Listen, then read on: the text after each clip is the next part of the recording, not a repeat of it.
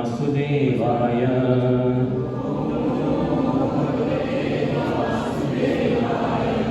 ओम नमो भगवते वासुदेवाय।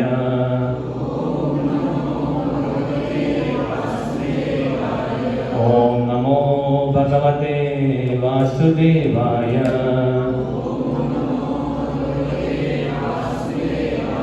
नारायणं नमस्कृत्यं नरं चैव नरोत्तमं देवीं सरस्वतीं व्यासं ततो जयमुनिर्ये। नष्टप्रायेषु भद्रेषु नित्यं भागवत सेवया भगवते उत्तम श्लोके भक्तिर्भवति नैष्ठुकी। कृष्णाय वासुदेवाय देवकी नंदनाय च नंदगोपकुमाराय गोविंदाय नमो नमः। हरे कृष्णा कृष्णा कृष्णा हरे हरे हरे राम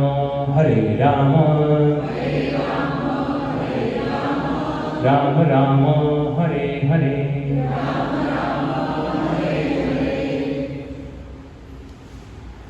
जो श्लोक है वो श्लोक इस प्रकार से है। भूते आक्रमणापि धीरो दैव वशानुगे तद्विद्वान् चलोन्मार्गन् अन्वीक्षं चितेवतम्। फिर से बात बताता मैं। भूते आक्रमणापि धीरो दैव वशानुगे तद्विद्वान् चलेन्मार्गन् अन्वीक्षं चित्रेवतम्। तो ये जो श्लोक है हम है ग्रंथराज श्रीमद् भागवतम का स्कंद 11 है, अध्याय 7वां और श्लोक क्रमांक 37। तो पहले हम जानेंगे कि श्रीमद् भागवतम क्या है। जो भागवतम जो है जो महान एक पवित्र ग्रंथ है, जो नैमिषारण्य में जब कलयुग के आरंभ से कुछ ऋषि जो है 1000 साल के लिए यज्ञ कर रहे थे।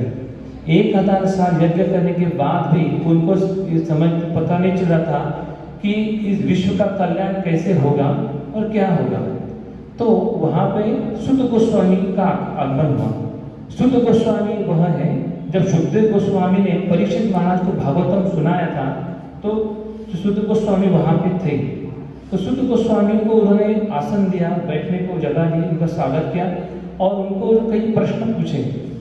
उस प्रश्न का जवाब में ये ग्रंथ है श्रीमद् भागवतम है। तो उस प्रश्न से एक प्रश्न ये था कि श्री कृष्ण जो है वो तो अपने स्वधाम चले गए हैं, तो श्री कृष्ण के स्वधाम चले जाने के बाद धर्म ने किसका आश्रय किया? कृष्ण ने। ये उनका सवाल था। उस सवाल में उन्होंने बोला कि जब श्री कृष्ण अपने स्वधाम चले गए तो उस वक्त धर्म ने ये धर्म तत्व का उदय जो है श्रीमद् भागवतम इस ग्रंथ रूप में बना। तो इसका अर्थ यह है कि भगवान श्री कृष्ण ग्रंथ श्रीमद् भागवतम में कोई अंतर नहीं है। तो इसलिए भागवतम में जो बोला गया है, जो दिया है वो प्रमाण है। और इससे होगा कि जो भागवतम जो है जो भगवान श्री कृष्ण और उनके भक्तों के बारे में हमें अलग अलग जानकारी देता रहता है और कैसे भगवान ने अपने भक्तों का उद्धार किया, उनको मदद की, इस बारे में ये भागवतम को बताता है। तो ये श्लोक जो है जैसे कि ययाति महाराज जो है उनके पुत्र है यदु महाराज। तो यदु महाराज एक बार ऐसे टहल रहे थे तो उनको एक अवधूत ब्राह्मण मिला। तो उन्होंने देखा कि अवधूत ब्राह्मण जो है वो एक काफी अपने आनंद में है। तो उनको एक कुतूहल, उनके मन में उत्सुकता जागृत हुई कि कैसे ये आनंद ले पाता है। तो उन्होंने सवाल प्रश्न पूछा कि आप ऐसे कैसे हो। तो इसके जवाब में अवधूत ब्राह्मण ने अपने 24 गुरुओं का वर्णन किया है। उस श्लोक में हम पृथ्वी के बारे में बताते हैं।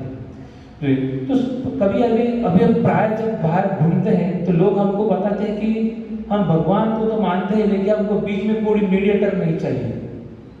बीच वाला कोई नहीं चाहिए, हमको गुरु नहीं चाहिए, ऐसे लोग बोलते हैं। लेकिन हम देखते हैं कि गुरु की आवश्यकता है।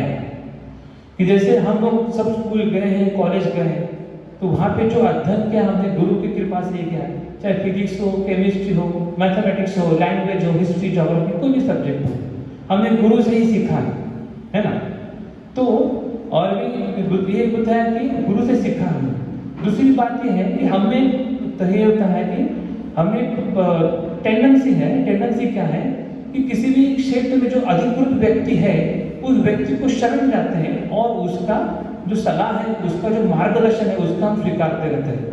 जैसे हम बीमार पड़ गए तो हम क्या करते हैं, खुद का इलाज खुद ही करते हैं क्या? नहीं, हम क्या करते हैं, डॉक्टर के पास जाते हैं। क्यों डॉक्टर के पास जाते हैं? क्योंकि डॉक्टर जो उस विषय में प्रवीण है, वो जानता है, वो हमारे शरीर का जांच करके पता कर सकता है कि हमें क्या योग्य है, क्या बीमारी है, क्या दवाई लेना चाहिए, फिर हम करते हैं। दूसरी बात है, अभी हम जब जैसे पूछ ने कहा हम लोग वृंदावन गए थे, तब ट्रेन में गए थे, ट्रेन से गए थे हम लोग। तो ट्रेन में चढ़ते हमने ड्राइवर से पूछा क्या तेरा लाइसेंस दिखाओ, एक ट्रायल रन लेके देखेंगे, फिर देखेंगे तुमको आता है, फिर गाड़ी में बैठेंगे। ऐसा नहीं किया हमने। जैसे हम एरोप्लेन में बैठते हैं तो हम देखते हैं पायलट का जो लाइसेंस नहीं देखते कि तेरा लाइसेंस दिखाओ, ये बताओ कि हमको ये बताओ कि तुमको विमान चलाना आता है कि नहीं, कितना फ्लाइंग आवर्स तुम्हारा हो गया, ऐसा हम नहीं पूछते। तो क्या करते हैं, उस क्षेत्र में जो प्रमाणित व्यक्ति है, अधिकृत व्यक्ति है, उसको शरण लेते हैं। तो ये उदाहरण से हम देख सकते हैं कि हमें गुरु की आवश्यकता है, हमें गुरु की आवश्यकता है। इसलिए जैसे कि आध्यात्मिक विषय जो है वो एकदम गहन है। जैसे हम सनातन धर्म की बात करते हैं, वैदिक संस्कृति की बात करते हैं, तो वैदिक संस्कृति जो वैदिक ज्ञान है वो कहाँ से आते हैं? 4 वेद, 18 पुराण, 108 उपनिषद और वेदांत सूत्र। तो इतने जो लगभग मतलब श्लोकावली देखेंगे तो लगभग 1 लाख श्लोक आते हैं। तो क्या हमें सामर्थ्य, क्या 1 लाख श्लोक हम ठीक से पढ़ेंगे, उनको समझ लेंगे, उनको समझने के बाद हम निष्कर्ष निकालेंगे? नहीं, ऐसा होता है। फिर क्या होता है, कुछ ग्रंथों में, कई ग्रंथों में शिव जी की महानता बताएं, कुछ ग्रंथों में गणेश जी की महानता बताएं, कुछ पुराणों में माता पार्वती की महानता बताएं, कुछ ग्रंथों में, पुराणों में विष्णु की महानता बताएं। हम कंफ्यूज हो सकते हैं, हम कंफ्यूज हो सकते हैं कि क्या सही है क्या नहीं। और फिर ऐसे जैसे गुरु जी ने बोला कि हम एक श्लोक चालू करेंगे तो 100 श्लोक हम खत्म करेंगे, हमको याद नहीं रहेगा कि हमने पहले श्लोक में क्या पढ़ा था। ये हमारे मेमोरी शरीर है। तो कोई हमें ऐसा चाहिए कि जो हमें गाइड करे, कि जो शास्त्र का निचोड़ है वो हमको प्रेजेंट कर सके। जैसे अभी क्या होता है कि और फिर हमारे पास टाइम भी कम है। हमारे पास टाइम है, जैसे सतयुग में लोग 1 लाख साल के लिए जीते थे, तो उनके पास टाइम था, ग्रंथ पढ़ के बैठे पढ़े थे। हमारे पास उतना टाइम नहीं है। आज की तारीख में कोई 100 साल जीता है तो भी होता है कि बहुत बड़ा चीज है उसमें, हमें से किसी भी गारंटी नहीं क्या हो सकता है, क्या पता। तो ऐसी अवस्था में हमको क्विक चाहिए। जैसे ये होता है कि कुछ स्टूडेंट है जो पढ़ाई नहीं करते, फिर वो क्या कहते हैं, एग्जाम का टाइम आता है तो वो गाइड लेते हैं। जैसे हम वो नवनीत का हम जब मुझे याद हम 10वीं पढ़ रहे थे तो नवनीत का गाइड आता है, ट्यूटोरियल्स आता है। तो वो क्या करते हैं, जो क्वेश्चन का आंसर देके रखते हैं, तुम रटो, पाठ ये बाय हार्ट करो और एग्जाम में दे दो। हमारे कलयुग में अवस्था ऐसी है। हमको क्या चाहिए, हमको चाहिए कि ऐसा शॉर्ट में दे दो। तो इसीलिए हमको गुरु की आवश्यकता है कि गुरु जो है, गुरु हमको बताए कि हमें शास्त्र का निचोड़ क्या है। शास्त्र का उद्देश्य है भगवान श्री कृष्ण को जानना। तो अभी होता क्या है कि संसार में देखेंगे हर कोई आके बोलता है, बहुत से लोग बोलते हैं, आपको मिलेंगे मैं गुरु हूँ, मैं भगवान हूँ, ऐसा कुछ बोलते रहते हैं। फिर ये लोग क्या है, लोगों को जो ठगते हैं, लोगों को फंसाते हैं और उनसे पैसा लेके उनको एक करके छोड़ देते हैं। फिर लोग बोलते हैं कि फिर अध्यात्म ऐसे देखा, बहुत सारे दिखाई देते हैं, बहुत सारे जो गुरु है ऐसे लोग करते हैं। तो फिर क्या होता है, लोग बोलते हैं कि आपको गुरु पर विश्वास उड़ जाता है, संस्कृति पर विश्वास होता है, लोग बोलते हैं गुरु ही नहीं चाहिए। तो लोग ऐसा बोलते हैं कि हमें गुरु नहीं चाहिए।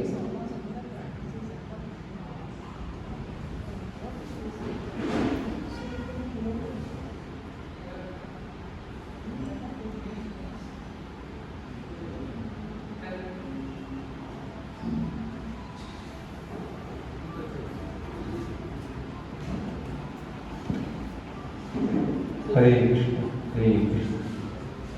कृष्ण कृष्ण हरे हरे राम।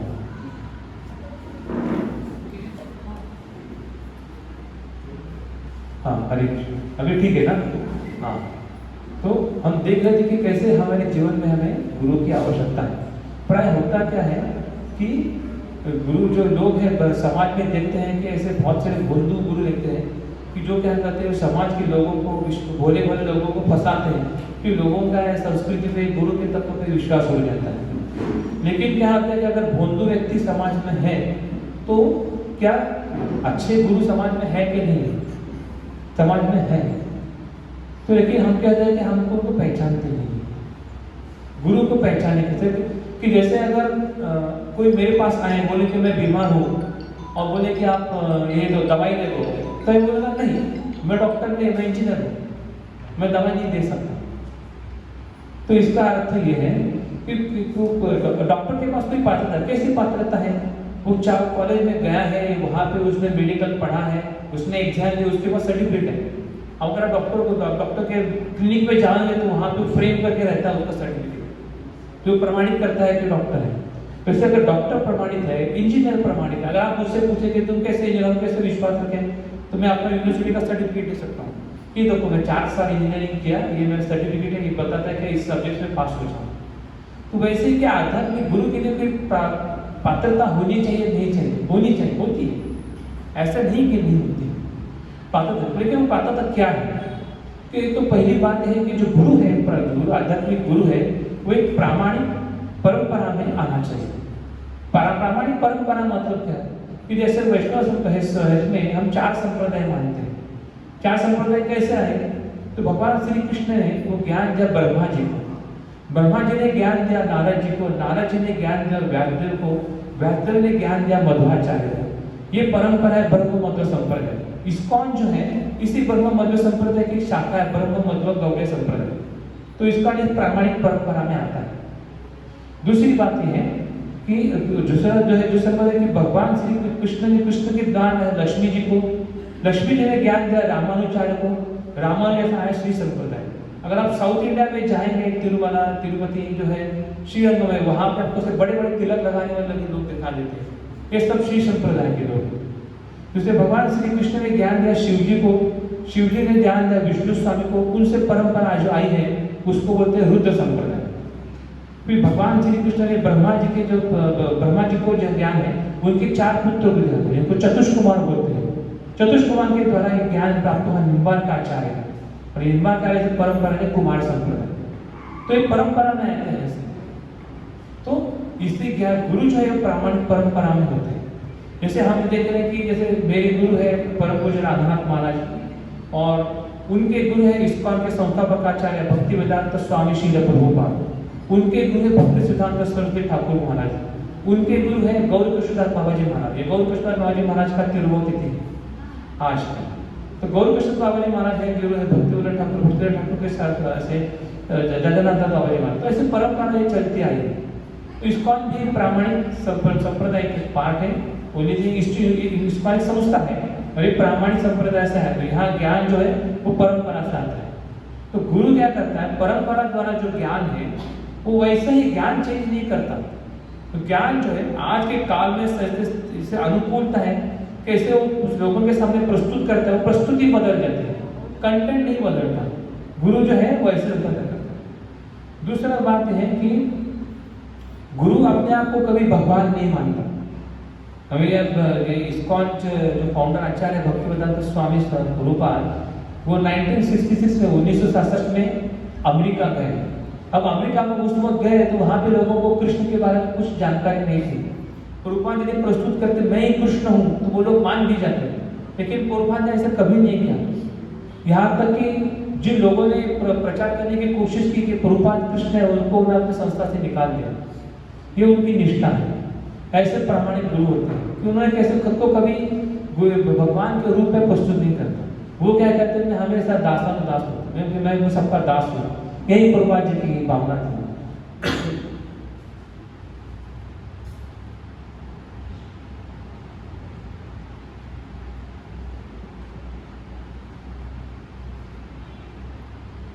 तो गुरु जो है वो परंपरा में आता है। गुरु अपने आप को कभी भगवान के रूप में प्रस्तुत नहीं करता।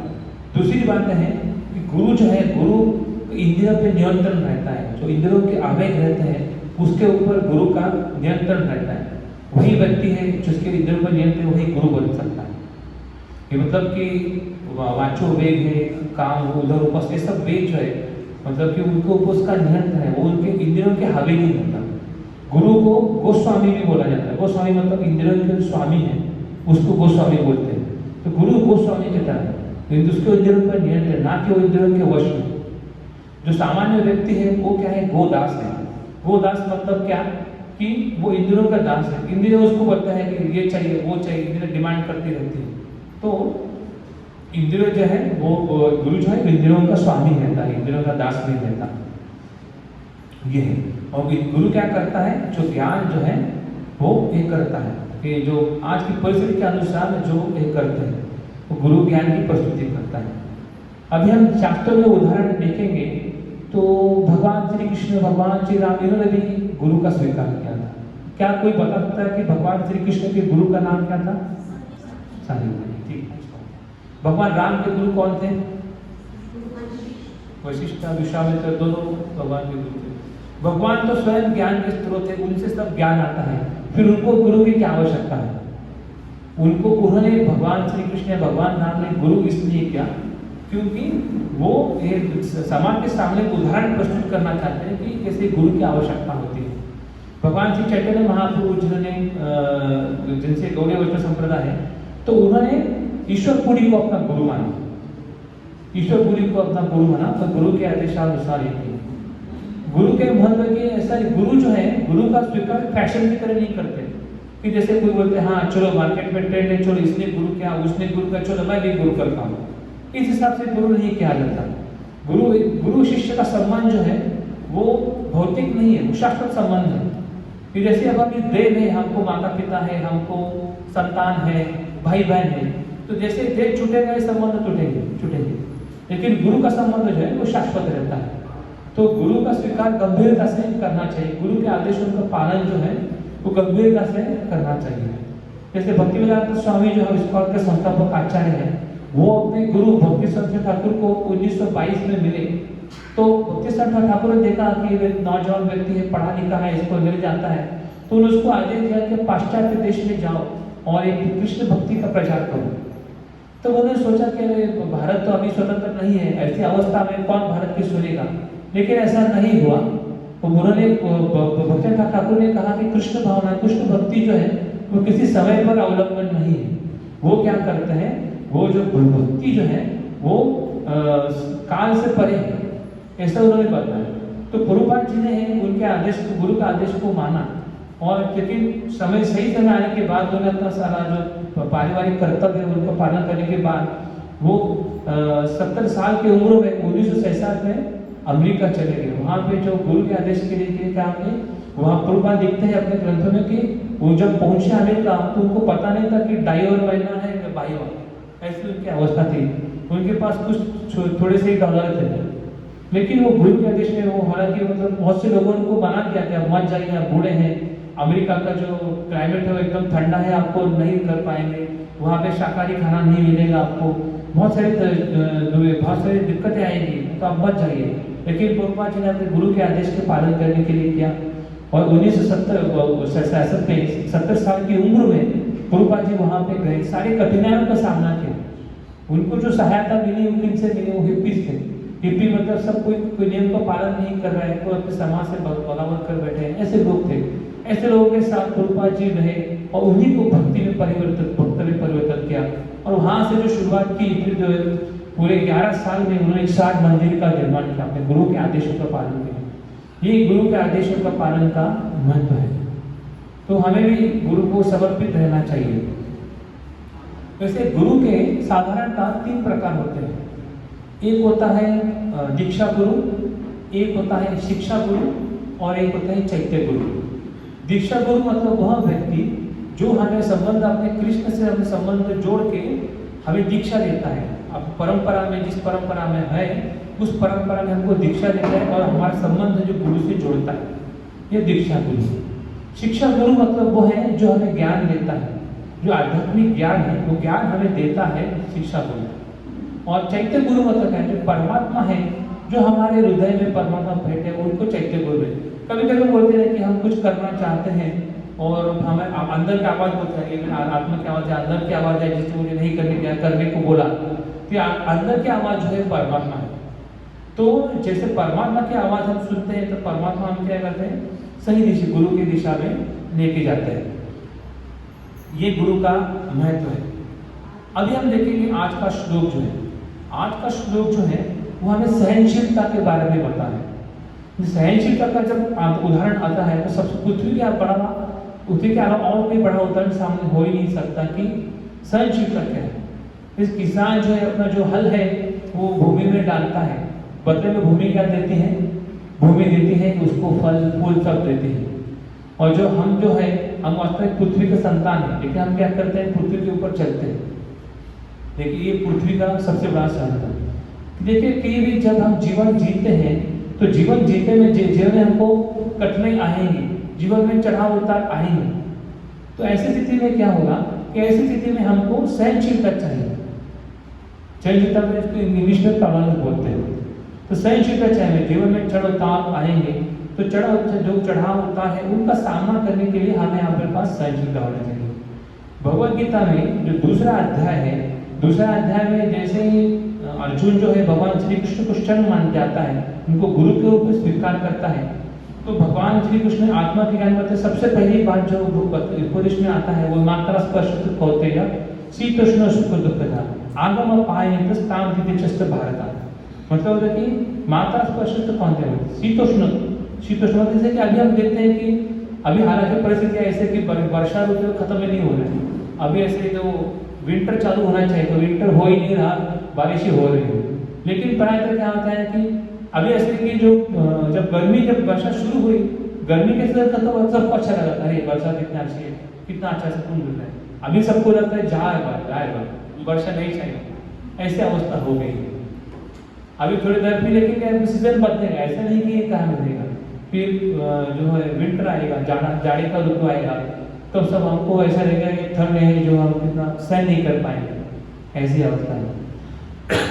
फिर जब ऐसे करता था तो गर्मी का सीजन है, तो जैसे गर्मी की शुरुआत में गर्मी अच्छी लगी, अरे जो जाना चला गया, थोड़ा धूप अच्छा लगता है, शरीर को अच्छा लगता है। लेकिन मोमेंट में धूप बढ़ने लगता है तो शरीर को इनकन्वीनियंस होता है, तो हमको धूप भी अच्छी नहीं लगती। लेकिन हम देखते हैं अभी सभी हम सब कोई छोटे नहीं, हम सब बड़े उम्र के हैं, तो हमने अपने जीवन में देखा है कि जैसे तीनों ऋतु है आती रहती है, ऋतु बदलती है, ऋतु आती रहती है। तो वैसे जीवन में सुख दुख है वो आते रहते हैं। जैसे कि शास्त्र बोलते हैं कि हमारे जीवन में जो सुख है वो हमारे जो सुख और दुख है वो डिफाइन है, वो उतनी मात्रा में सुख हमारे जीवन में आएगा ही, उतनी मात्रा में दुख हमारे आएगा ही। चाहे आपको अच्छा लगे न लगे, हम स्वीकार करें न करें, हम इसको माने या ना माने, लेकिन जीवन में सुख दुख आएगा ही, इस पर कोई बदलाव नहीं रहेगा। तो सुख दुख में आने वाला है, तो इस जो टॉलरेंस के नाम जो सुख दुख आने वाला है, तो सहनशीलता कहाँ पे आती है? सहनशीलता ये है कि भक्ति मार्ग में भगवान के चरण जो हम पकड़े हैं तो चरण हम कभी छोड़ेंगे नहीं, चाहे कितनी भी डिफिकल्टीज आए हमारे जीवन में, हम क्या करेंगे, भगवान के चरण जो है, भगवान की शरण जो लिया है हम कभी छोड़ेंगे नहीं। जब भक्ति करते हैं तो भक्ति में हमारा मेजरमेंट के दो पैरामीटर्स है, दो परिमाण है। एक तो भगवान में हमको कितना विश्वास है कि भगवान हमें रक्षा करेंगे, ये हमारे हृदय को कितना विश्वास है। दूसरी बात कि भगवान के प्रति हमारे हृदय में कितना प्रेम। ये दो पैरामीटर जब भी हमको लगता है कि बहुत अच्छी भक्ति कर रहे हैं तो पैरामीटर से इनको इवैल्यूएट करना चाहिए, उनको देखना चाहिए कि इस पैरामीटर पे हम लोग कहाँ पहुँचे हैं, इसको बारे में हमको ध्यान देना चाहिए कि हम लोग कहाँ पहुँचे हैं, भक्ति में विश्वास करें। जैसे शास्त्र में द्रौपदी का उदाहरण आता है। द्रौपदी को हम जानते हैं कि दूध हुआ, वहाँ पांडव सब दूध हार गए, युधिष्ठिर महाराज ने द्रौपदी को दूध में लगा, वहाँ वो भी हार गए। तो जो दुर्योधन है उसने सेवक को बोला कि आप द्रौपदी को सभा में लेके आइए। तो सेवक गया तो द्रौपदी ने बताया कि मेरा अभी क्या बोलते हैं हिंदी में बताया कि विश्व पीरियड्स बोलते हो चल रहे हैं, मैं बड़ों के सामने नहीं आ सकता। तो जैसे ही सेवक ने दुर्योधन को ये समाचार दिया, दुर्योधन बहुत गुस्सा हो गया, बोले ये मेरी दासी है और इसकी ये हिम्मत कि मुझे उल्टा जवाब दें। तो उसने दुशासन को बोला कि आप द्रौपदी को लेके आओ। तो द्रौपदी ने दुशासन की वही बात बताई, लेकिन दुशासन जो है दुर्योधन के प्रभाव में थे, वो कहाँ मानने वाले थे। वो द्रौपदी को घसीटते हुए सभा में लेके आए।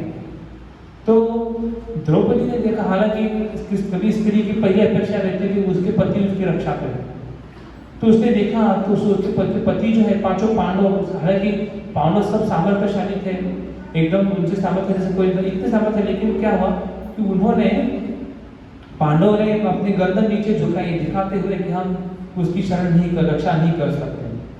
जब रक्षा नहीं कर सकते तो द्रौपदी ने क्या किया कि द्रौपदी ने युक्तिवाद की आर्ग्यूमेंट बोलते, लॉजिकल आर्ग्यूमेंट किया, मेरे पति तो पहले ही युद्ध में हार गए हैं, अब वो मुझे दांव पे नहीं लगा सकते। तो सबको लगा कि द्रौपदी का सवाल सही है। फिर उन्होंने भीष्म को बताया कि आप वरिष्ठ हो, आप बताइए कि सही क्या है। तो भीष्माचार्य ने निर्णय दिया कि भले पति युद्ध में हार गए हो, लेकिन भले पति दास हो, लेकिन दास होते भी उसका पत्नी पे अधिकार रहता है और वो अपने पत्नी को दांव पे लगा सकता है। तो द्रौपदी का ये भी हो गया, लॉजिकल आर्ग्यूमेंट चला गया। तो द्रौपदी ने देखा कि सभाओं ने देखा भीष्म, द्रोण, कृपाचार्य, अश्वत्थामा ये सब वहां पे थे, लेकिन कोई दुर्योधन का विरोध करने के लिए तैयार नहीं है। तब कर्ण जो है, कर्ण ने दुशासन को उकसाया। कर्ण ने कहा कि द्रौपदी तो 5 पुरुषों के पति है, तो 100 पुरुषों के पति है तो भी क्या, वो तो वेश्या के समान, उसका अपमान किया। तो जैसे उसका अपमान किया तो दुर्योधन ने दुशासन को बोला कि आप ये मेरी दासी है, सब कुछ भी कर सकता हूँ, तो आप उसको वस्त्र उतारो। तो दुशासन ने क्या किया, वस्त्र को खींचने की कोशिश की। द्रौपदी ने क्या किया, अपनी पूरी शक्ति जो है, शक्ति से वस्त्र को अपने आप रखने की कोशिश की, लेकिन दुशासन एक महारथी महापराक्रमी योद्धा है, उसके सामने द्रौपदी का शारीरिक बल क्या रहता है, तो दो नहीं कर पाए। तो द्रौपदी के समझ में आया कि अब मेरी कोई रक्षा में कोई नहीं है। उन्होंने कृष्ण को पुकारा। तो जैसे ही कृष्ण को पुकारा तो कृष्ण ने उनकी रक्षा की उनको वस्त्र दिया। कृष्ण ने उनको वस्त्र दिया, और क्या है, द्रौपदी की जो शालीनता है वो उसकी रक्षा की। जैसे हम बोलते हैं कि कौन कहते हैं कि भगवान आते नहीं, द्रौपदी की तरह तुम बुलाते नहीं।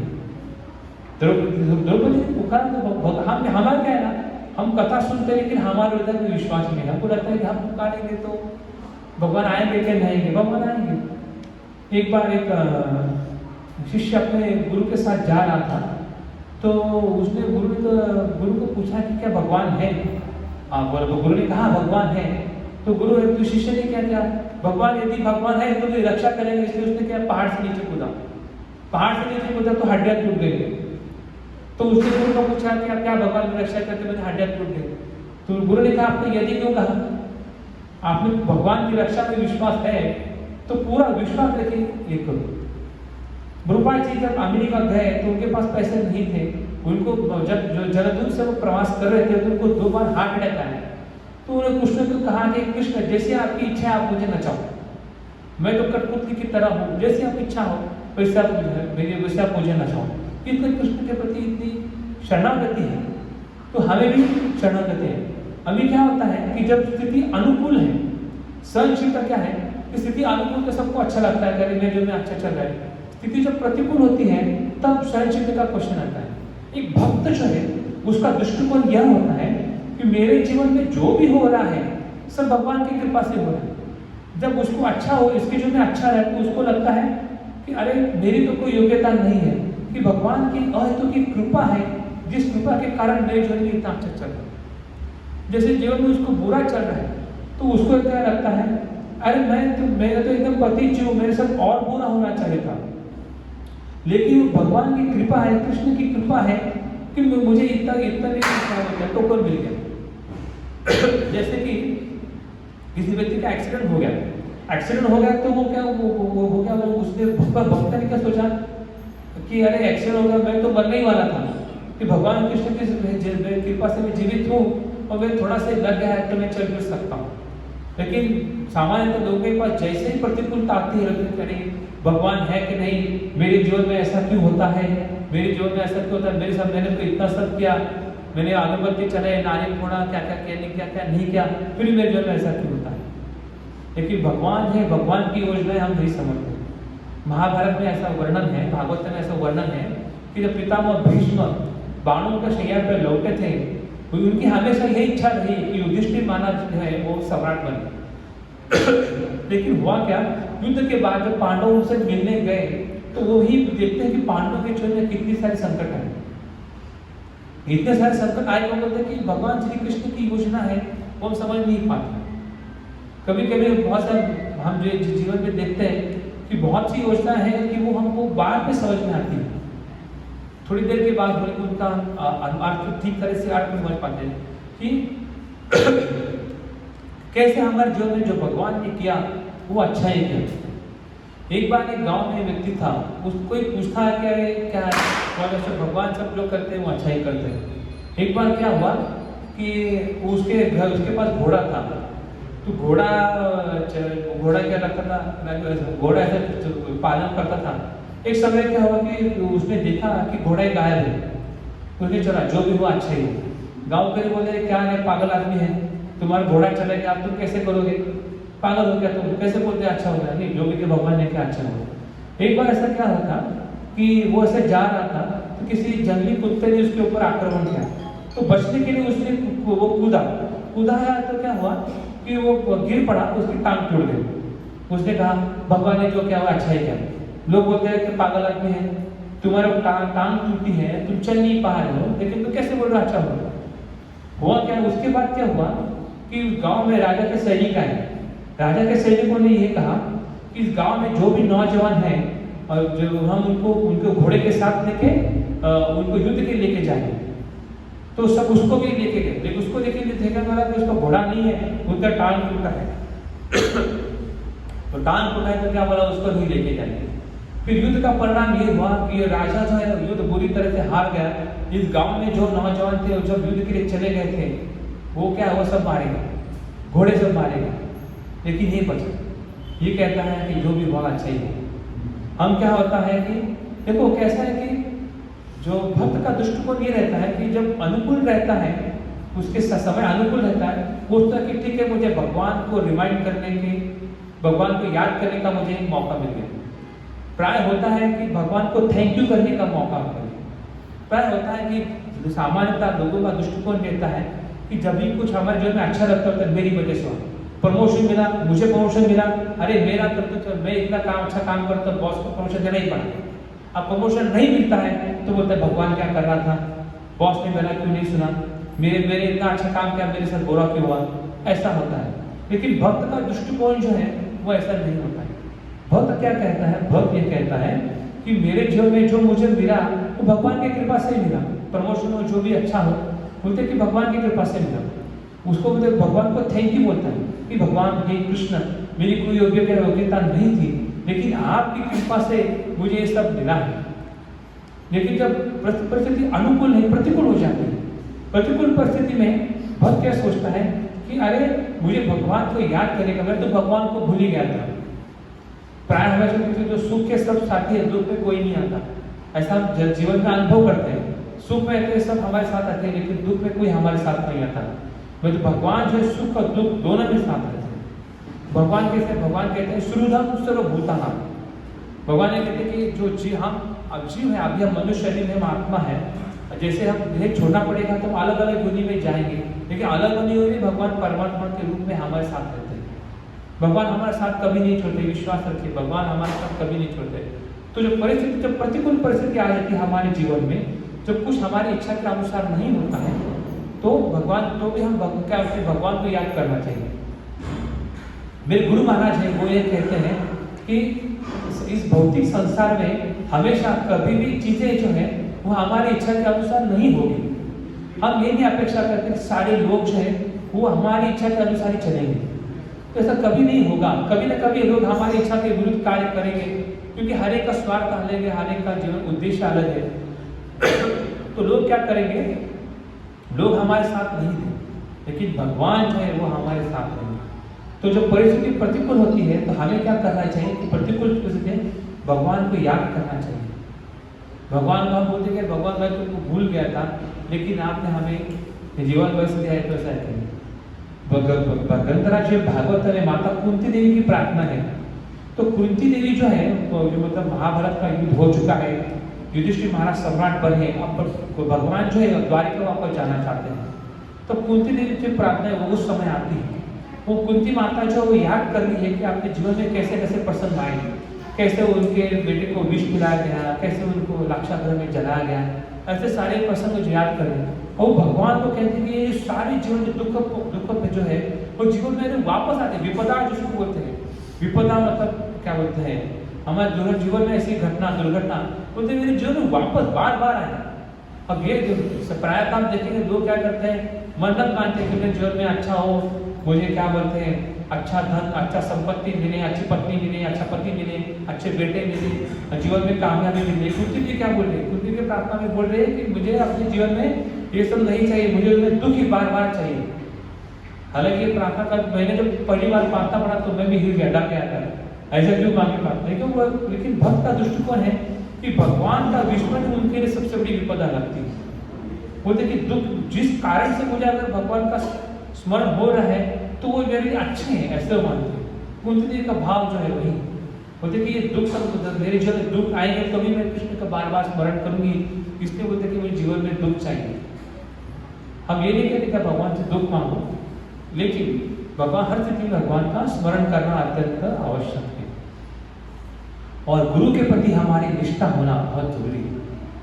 गुरु जैसे सहनशीलता है, सहनशीलता हम अभी सहनशीलता के बारे में देख रहे हैं, तो पृथ्वी के प्रति जो हमें कृतज्ञता होनी चाहिए। सहनशीलता के साथ साथ क्या बढ़ता है हमारा कृतज्ञता, ग्रेटिट्यूड भावना होनी चाहिए, कृतज्ञता कि जो भी हमारी कोई मदद करता है तो भी हम ये करते हैं। तुकाराम महाराज के जीवन में एक उदाहरण है। तुकाराम महाराज जो है उनके जीवन में ऐसे कई सारे प्रसंग आए, लेकिन वो कई सारे उनको परीक्षा हुई, लोगों ने उनको परेशान किया, लेकिन वो बोलते कि ठीक है भगवान थैंक यू बोलते, धन्यवाद बोलते भगवान कि आपने मुझे ये किया, स्मरण आपके स्मरण किया। चैतन्य चैतन्य ग्रंथ में उदाहरण कि श्रीवास ठाकुर जो है वो भगवान के महान भक्त थे और हमेशा भगवान विष्णु की पूजा करते, भगवान श्री कृष्ण का नाम लेते। तो कुछ लोगों जो उनको कुछ लोग जो है जो उनके बारे में अच्छा नहीं कहना चाहते थे, उन्होंने अफवाह फैलाई कि श्रीवास ठाकुर देखो ये ब्लैक मैजिक करता है, जादू टोना करता है, ऐसा व्यक्ति है, और यहाँ पे देखो दिन में ये कैसा करता है, भगवान कृष्ण के भक्त होने का ढोंग करता है। तो श्रीवास ठाकुर ने जो निंदा है वो सहन करनी। अब सहनशीलता जो है वो अपने जीवन में कहाँ लागू करनी चाहिए, इसके बारे में भी हमको ठीक से ज्ञान होना चाहिए। यदि कोई भी व्यक्ति अपने भगवान का अपमान करे, भगवान की निंदा करे हमारे सामने, तो वो सहन नहीं करना चाहिए, कभी भी सहन नहीं करना चाहिए। कोई भी व्यक्ति हमारे वरिष्ठ व्यक्ति, वरिष्ठ वैष्णव का या हमारे जो वरिष्ठ व्यक्ति है उनका कोई बारे में कोई अपमान कर रहा है तो भी हमें सहन नहीं करना चाहिए। जैसे हम देख रहे थे कि युधिष्ठिर महाराज जब इंद्रप्रस्थ के सम्राट बनने वाले थे, उनका राजाभिषेक होने वाला था, तो वहां पे शिशुपाल जो है वो कुछ भी भगवान के बारे में बोलता जा रहा था। तो पांडव में जो सहदेव है, पांडव में सहदेव जो है, पांचों पांडव में सहदेव जो है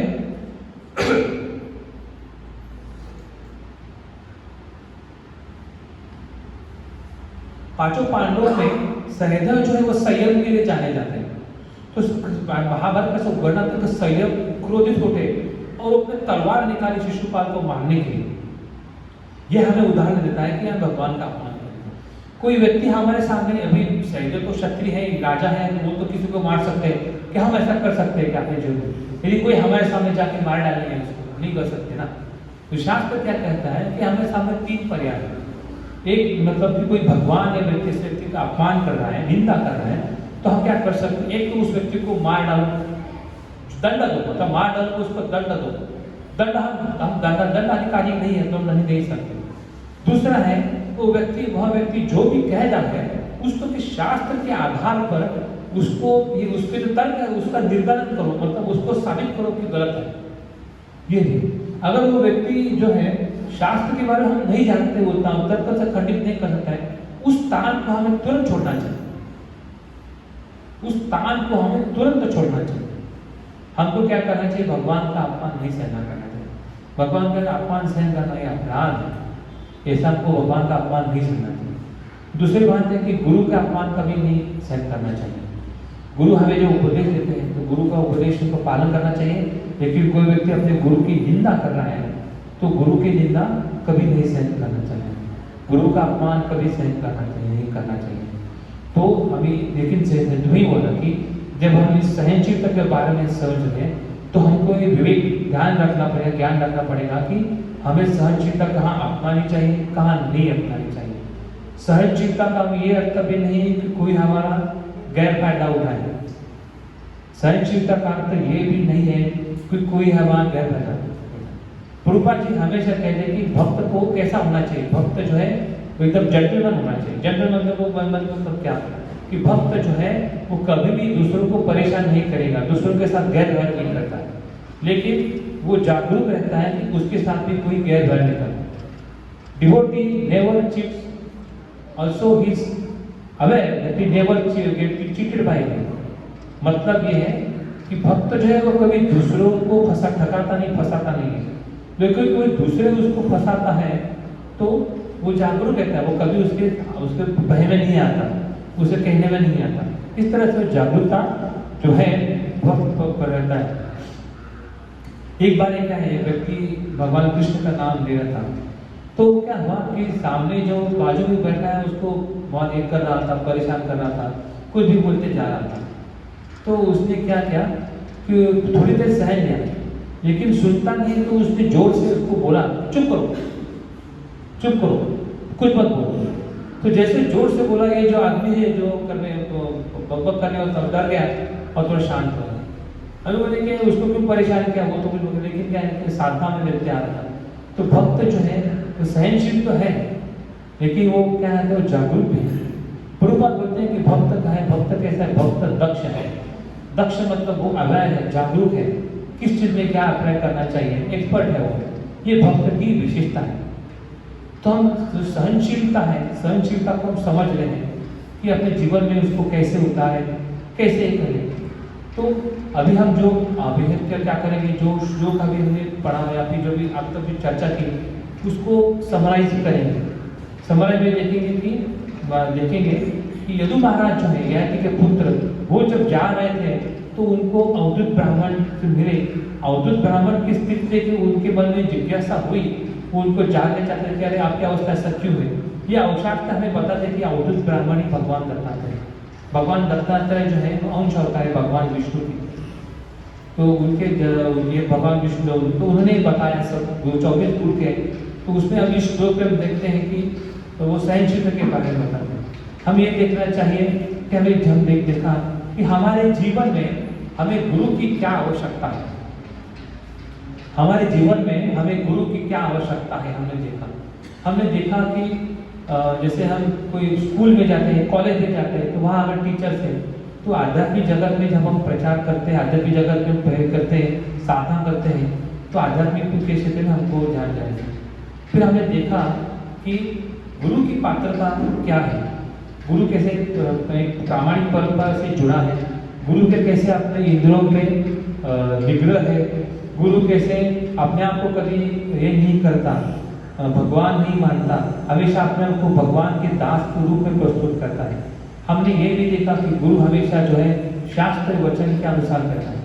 गुरु जो है साधु शास्त्र संत, इस साधु शास्त्र गुरु के जैसे हमें ट्राइंगल है, त्रिकोण के 3 कोण है, ये क्या है एक दूसरे के साथ ही रहते हैं। गुरु कभी शास्त्र के विरुद्ध नहीं करता, जो शास्त्र के विरुद्ध कहता है वो कभी गुरु नहीं होता। हमने ये देखा। फिर हमने देखा कि पृथ्वी के हमारे प्रति कितने उपकार हैं, कितने हमको ये सब दिया, हम कैसे कृतज्ञ होने चाहिए। कृतज्ञ के साथ सहिष्णुता हमने देखा कि भगवान भी कैसे गीता में माता स्पर्श कहते हैं श्लोक के द्वारा हमें ये बताते हैं कि टॉलर जो सहनशीलता है उसका कितना महत्व है। हमने ऋतुओं के एग्जाम्पल देखा, ऋतुओं के एग्जाम्पल से हमने देखा कि कैसे हमारे जीवन में जो स्थिति है वो अनुकूल प्रतिकूल प्रतिकूल होते जाते हैं। तो ऐसी स्थिति में हमें क्या करना चाहिए, सहनशीलता बने होना चाहिए। कि जैसे फिर हमने ये देखा कि जैसे सुख दुख के चढ़ाव उतार हमारे जीवन में होते रहते हैं, ऐसे करने के बाद हमारे जीवन में किस सहनशीलता होना चाहिए। फिर हमने ये देखा कि हमें सहनशीलता कहाँ नहीं लगानी चाहिए, उसकी जीवन में कैसे कहाँ पे उसको अप्लाई करना चाहिए, ये भी हमने उदाहरण से देखा कि कैसे हम जीवन में गुरु सहनशीलता को अप्लाई करना चाहिए। कि जैसे अगर कोई व्यक्ति भगवान की निंदा करे तो हम उसको सहन नहीं करना चाहिए। हमने देखा कि भगवान की निंदा कर रहे हैं तो हमारे सामने 3 मार्ग प्रस्तुत है। हम उस व्यक्ति को दंड दें, या फिर हम उस व्यक्ति को शास्त्र के द्वारा उसके मत का, उसके तत्व का जो है उसका खंडन करें, या फिर हम उस जहाज जगह से निकल जाए। हमें देखा कि हमें गुरु और वरिष्ठ वैष्णव का भी अपमान नहीं सहन करना चाहिए। हमें क्या करना चाहिए? हमें कोई हमारे खुद का कोई अपमान करता है तो हमें सहन करना चाहिए। ये हमने आज तक की चर्चा में देखा कि कैसे सहनशीलता में महत्वपूर्ण है। कि जैसे कि ये 24 गुणों में से ये एक है सहनशीलता है।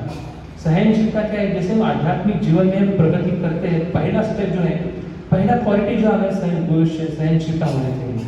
सहनशीलता क्योंकि क्या है ना, जब आध्यात्मिक शास्त्र जो है वो ऐसा नहीं कि थ्योरेटिकल साइंस है, वो प्रैक्टिकल साइंस है। भक्ति को क्या बोलते हैं? Devotional service. भक्ति को साइंस बोलते हैं। साइंस क्यों बोलते हैं? साइंस का अर्थ ये है कि जो हम सीख रहे हैं उसको हम अपने जीवन में उतार सकते हैं, उसको वेरीफाई कर सकते हैं। कि जैसे फिजिक्स में कोई हम थ्योरम सीखते हैं, कोई लॉ सीखते हैं, तो लेबोरेटरी में जाके हम उसका देख सकते हैं। जैसे अभी हम देखें कि कोविड का वायरस आया था, कोरोना वायरस आया था, तो हमने किसी ने देखिए, आप ऐसे कई लोग हो गए जिनको कोविड में कोई बीमारी हुई थी, लेकिन हम ऐसे किसने कोरोना वायरस देखा है? लेकिन अब शास्त्र में कैसे बात करेंगे तो देखें कि हाँ, लेबोरेटरी में ये सिचुएशन में हम आपको कोरोना वायरस दिखा सकते हैं। वैसे ही भक्ति जो है शास्त्र में, ये जो हम इसको जीवन में देखेंगे, ये जो है इसको जैसे जीवन में अपना उतारते जाएंगे तो हम देखेंगे कि इसको हम अपने जीवन में उतारते हैं तो उसको अप्लाई कर सकते हैं प्रैक्टिकली अपने जीवन में। ये ग्रंथ का महत्व है, ये सहनशीलता का महत्व है। सहनशीलता के साथ हम कृतज्ञता जब करेंगे तो हम भी जो भी हमें जीवन में मदद कर रहे हैं तो हमें इस गुण और वर्दी हो। ये हमने आज तक की चर्चा में देखा। किसी का कोई प्रश्न है क्या इसके बारे में? इस जो भी हम आज तक चर्चा की, कोई प्रश्न है क्या इसके बारे में?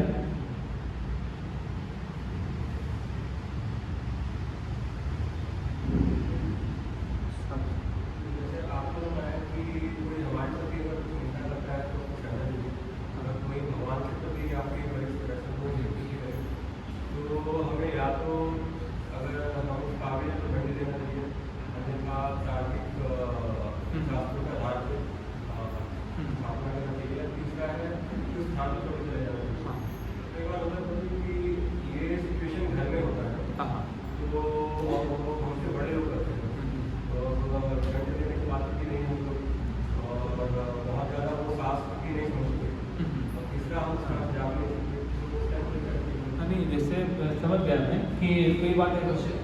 हाँ, प्रभु जी का क्वेश्चन है कि जैसे आपने अभी चर्चा में कहा था कि भगवान का अपमान निंदा सहन नहीं करना चाहिए, लेकिन कई बार हमारा ऐसा कि जब भक्ति है तो घर के सारे कुछ में वो विशेषतः वरिष्ठ व्यक्ति जो है वही हम भगवान के बारे में कुछ अलग उल्टा सीधा बोलते रहते हैं। फिर या तो हम उनको दंड नहीं दे सकते, उनको निंदा नहीं करेंगे, तो ऐसे समय क्या करेंगे? प्रभु जी का ये प्रश्न था। तो देखिए क्या होता है कि जो ये होता है कि इसके कई सारे कारण हो सकते हैं कि आप हमसे कुछ क्यों ऐसे करें। कभी कभी क्या होता है कि लोग हमको उकसाने के लिए भी करते हैं, तो हमें देखना चाहिए कि वो व्यक्ति जो बोल रहा है वो ऐसा क्यों कह रहा है। तो बेटर है कि जो कॉन्वर्सेशन है, जो संवाद जो चल रहा है आपको बुजुर्ग व्यक्ति के साथ, तो संवाद को आपको वहीं पे काट देना चाहिए। और फिर स्थान मतलब घर तो छोड़ के नहीं जा सकते, परमानेंटली नहीं जाने के बोल। यहाँ पे सिचुएशन ऐसा कि आप एक ही घर में रहें, घर नहीं छोड़ सकते, बुजुर्ग को भी छोड़ नहीं सकते, तो उस कॉन्वर्सेशन को, सब्जेक्ट को चेंज कीजिए, सब्जेक्ट को बंद कीजिए और उसके ऊपर कोई चर्चा मत कीजिए। ये भी तरीका, प्रैक्टिकल तरीका है कि ऐसा होता है क्योंकि वो ठीक तरह से जानते नहीं है तो बोलते रहते हैं। अब है तो हमको ये तरीका करना चाहिए। दूसरे रूम में जा सकते हैं, दूसरे रूम में जा सकते हैं, ऐसा टेम्पररी कर सकते हैं। तो जो उद्देश्य क्या है, जो कॉन्वर्सेशन है, जो संवाद चल रहा है आपका अपने सीनियर घर के बुजुर्ग के साथ, वो कॉन्वर्सेशन आपको तोड़ना चाहिए, स्टॉप करना चाहिए। और इससे बेनिफिट ये होता है कि वह व्यक्ति जो उल्टा बोल रहा है ना, वो भी अनजाने में अपराध कर रहा है। हमें क्या करना चाहिए कि जब तक उस व्यक्ति को सुकृति देनी चाहिए, आध्यात्मिक सुकृति। आध्यात्मिक सुकृति मतलब कि जैसे कि अभी हम कोई आपको बोले कि चलो हम 5 स्टार होटल में जाके खाते हैं, तो हर एक के पास 5 स्टार होटल जाने के खाने के लिए पैसा नहीं है, लेकिन आपको कोई वाउचर दे दे, कोई कोड दे दे, बोले ये कोड लेके आप दिखाओ तो आपको पूरा खाना फ्री में मिलेगा, तो जा सकते हैं ना। तो ऐसे कि भगवान के देखते ये व्यक्ति जो है, ये भले ही भक्त नहीं है लेकिन मेरे भक्त की मदद कर रहा है, वो उसको जिज्ञासा दिखा रहा है, तो भगवान उसको भक्ति में आने के लिए मदद करते हैं। तो हम क्या कहते हैं, ऐसे व्यक्तियों को आप घर में प्रसाद खिलाइए, ये सबसे बेस्ट तरीका है। और देखते कि वो क्या कर सकते हैं। कभी कभी क्या है कि लोग तर्क नहीं, बुजुर्ग व्यक्ति वो तर्क नहीं समझ सकते, तब उनको किसी सेवा में लगाइए, सेवा में उनकी हेल्प कीजिए, उनको कुछ छोटा सा कार्य दीजिए। ऐसे करते हुए भगवान से एंगेज होते जाएंगे और प्रसाद खाते जाएंगे, तो धीरे धीरे उनको जो भगवान का विरोध करने की जो प्रवृत्ति है वो कम हो जाएगी, लेकिन उसको टाइम लगेगा। किसी और को कोई प्रश्न है क्या?